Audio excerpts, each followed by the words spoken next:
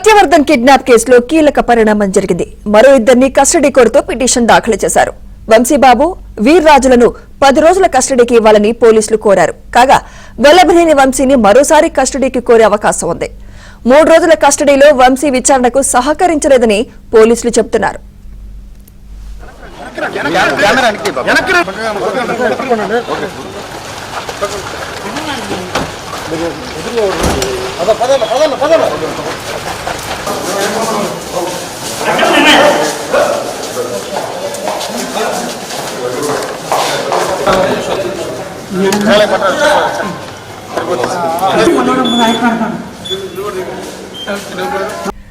Satyavardhan kidnap కేసులో కీలక పరిణామం జరిగింది. మరో ఇద్దరిని కస్టడీ కోరుతూ పిటిషన్ దాఖలు చేశారు.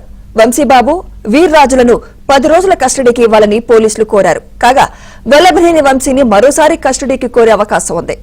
3 రోజుల కస్టడీలో వంశీ విచారణకు సహకరించలేదని పోలీసులు చెబుతున్నారు.